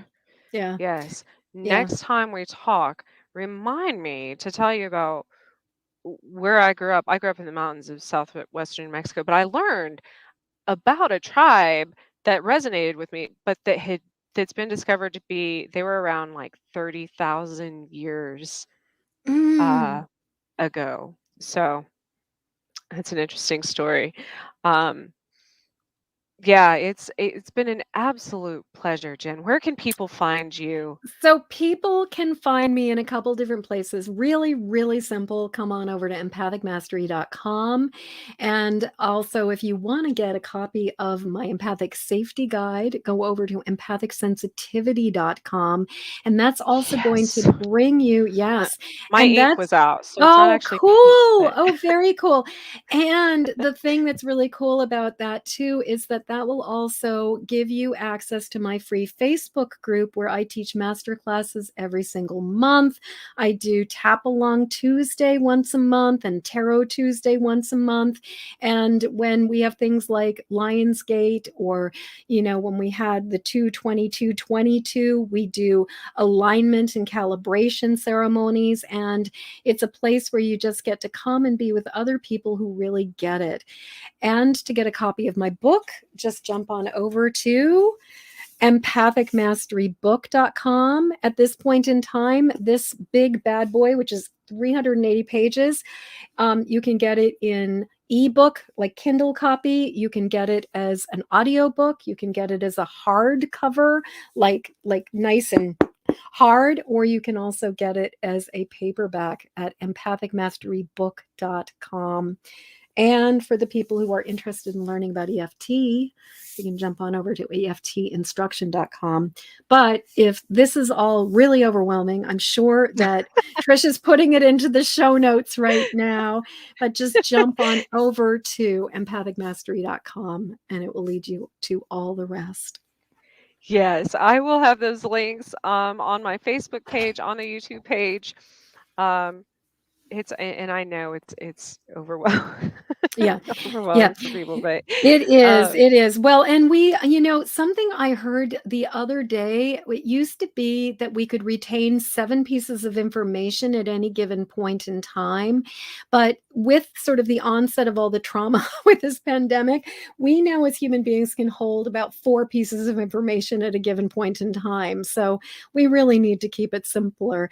It also occurred to me for anybody who actually wants to at some point catch the interview that you and I are going to do. My podcast is called The Empathic Mastery Show, and the link for that is empathicmasteryshow.com. and I will say, so I was talking about this right before you came on.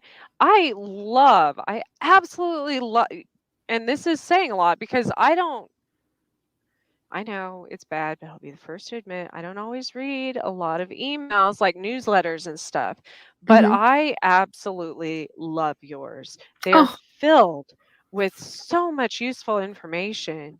Um, it's amazing. You take so much time and energy to put those out. So, oh, and that thank that you. absolutely comes across in your emails. So, yes, absolutely. Subscribe to those so you all can get Jen's amazing wisdom and knowledge. And a lot of it, obviously, people are searching and for Yeah. tools and help. And so I think it's amazing what you're Oh, doing. oh, You're absolutely an inspiration. oh, And I'm going to Trish, learn. thank you so much. I know nothing about, surprisingly, just because that overload of information thing in the last few years. I don't know anything about EFT. So this is exciting Oh. to me. I'm also, Oh, just you you know, wait. Just you wait. It's a little weird at first because it looks really strange because we're tapping on the top of our head and all kinds of like if and I I, will be completely honest, my first experience with it was like I was a little too vain to do it. But it works like nothing else. And in the more than 30 years that I've been working as an energy healer and a psychic and doing all this work, I have never found a tool that is more gentle, that is more efficient, that is more effective and is more able to deal with whatever we throw at it. So I welcome to my world and welcome to the power of EFT because it really is just spectacular. You don't have to believe in it. It works whether you believe in it or not. And it's really quite remarkable, remarkable thing. Trish, it has been such a delight. Like, this is clearly a divine appointment. yes. I mean, clearly a divine appointment. And as you were talking about people sort of that psychically being led to each other, this completely feels like that was what happened here. And I'm so glad you reached out. It has been such an honor to be on your show. eh, Thank you. And likewise, um I have to tell people I'm intuitively led to people that I interview. It's not about what I think the public wants or my audience or anything. I literally go out because people are like, "Well, how'd you find them? Was it just some like lottery list?" Or no, I I'm here. It's the missing piece, which is personal to me. So I was thinking the other day, I'm like, man, and that's the ego. And of course, I drove up and there's this giant semi that said super ego. And I took a picture of that because I'm like, thank you, universe, of course. But because here I am, the whole man, where do I go? I'm kind of lost. What do I do? I don't have any information. We get in and I'm like, what are you talking? Look at all of the people you have interviewed and every one of them is a teacher of something different that I needed in my Mhm. life. And Mhm. so I think that's absolutely amazing how that works out because absolutely divine timing. Real quick, I was going to mention because I forgot and I have ADHD, Yeah. another Yeah. sign thing from the And universe. and definitely, interestingly, another thing that those of us with particular gene mutations are very, very susceptible to, Yes. and actually, I've got a show coming up fairly soon that's gonna be all about the interface between empaths and ADHD because there's definitely a correlation there. And Yeah. Lyme exacerbates ADHD. Oh, And then, yes. and I've often correlated empaths and people with highly sensitive or people that are highly sensitive. Um, you know, I'm also categorized as autistic. Mm, Well, mhm. but a lot of these things, I think it's society, it's because I tried to fit in this box Yeah, of how I'm supposed to be all my life that yeah. that creates that turmoil. So, um, but one thing I was going to tell you because you also have Lyme is one time I was asking you, I'm like, I just need something to help me with this, something to cure it, something to heal it. And I kept getting scratched by my cat, and I'm like, what she has never scratched anyone in her entire life. I rescued her, and cat's claw. Cat's claw. Cat's Yes. claw is Yes. an Yes. herb. Yes. So here's another one of those things. The universe is like, hello. Yeah. Yeah. The thing that saved my life, that I really believe completely changed things, was that I was part of and starting to do research, and I was part of, like some of the online Facebook groups and Lyme recovery groups. And people started talking about using Rife machines, which is a frequency, like basically broadcasting frequencies, radio frequencies into your body. Oh, And and Spirit was like, "You have to get one of these. This will save you." And I then went and I looked, and the prices are like, they're not cheap. We're talking a couple grand to even get started with a good Rife machine. And Spirit was like, do you want to run up like a couple $1,000s on your credit card, or do you want to be dead? Like they were just like, yeah. we'll keep it simple for you. You get to choose. But for me, rifing was kind of just, like I worked with a number of essential oils and definitely did some herbal protocols and parasite cleansing. But rifing, I will really say, just like really saved my ass. And as you were saying, how Lyme just really affects the neurological stuff. When I would herx, it would, like, I would go through these days, or couple day periods where I would just go into these dark black moods as Oh, yeah. as I was going through a cycle of healing, because it was just like it would just affect my brain so badly. So, you know, the I was journey at a is point there was, one point in my life where I only had about an hour um activity time away from my house before I would forget where I lived. My mhm. kids would have to remind me to turn the stove off, to if I had my car keys. I can't tell you how many times I locked myself out of the house. Oh yeah. Um, they would make sure I had my driver's license, and I would literally shut down and forget where we lived before I got home, and that is terrifying having two young children as a single Oh, mother. I cannot And even so, imagine. I mean, I ended up slipping and falling and sustaining a mild concussion back in December of oof. 2019. And I will just say that, like, that cognitive stuff where you're just like, what did I do with my keys? Where did I put this Oh my thing? gosh, Yeah, yes. it just, and it's like, if you haven't ever been through that kind of cognitive, like, disability, you just have no idea. Like, it's not like you can will yourself to do something different. And It just is knowing what it is. that you're losing your mind at the same Knowing time you're losing your mind at the same is time. horribly It's depressing. horrible. It is horrible. Yeah. And in my family, both of my parents have had, my father's passed now, but my mom is still alive, and both of my parents have dementia.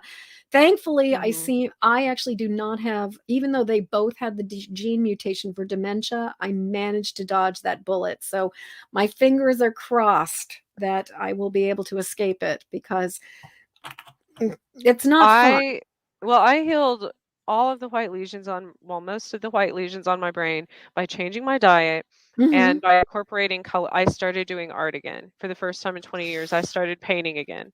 So color therapy, music, and then I started playing the piano again. I also red light therapy changed my life. So I found a neuro optometrist who specializes in neuro optometry rehab, and he uses this technology called Syntonic, and was able to reboot my brain by having me look through colored goggles. And Yep. so, like, it was nothing short of miraculous. And Mhm. the thing is, it's an intervention that doesn't involve drugs, it doesn't involve Yes. surgery, but what a difference it made. And so, yes, like color therapy, oh my God, what a difference it can make. So And incredible. I'm actually launching this entire it's funny you say that with the an entire product line, an entire it's kind of all come I had to recalibrate all my businesses and stuff.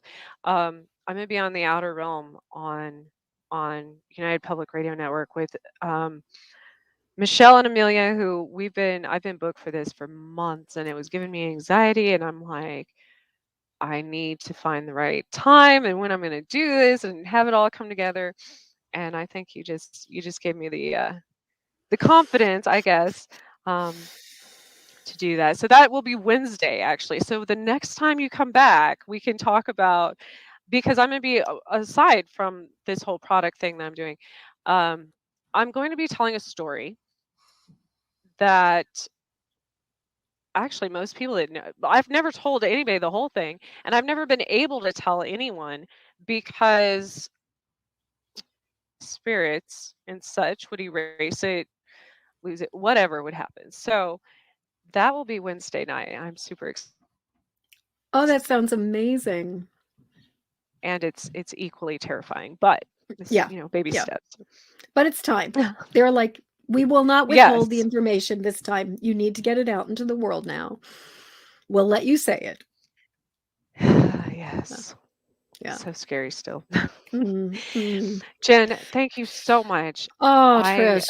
can't Mm, wait until the next time.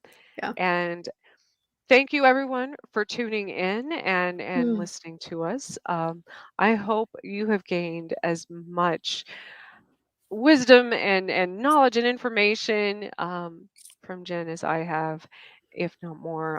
I'll probably go back and listen. Just, but we will see you all next week. Have a good shoot. It's Monday. Have a good week. Yeah, have a great week, And you guys. and until next time, again, just this is the missing piece.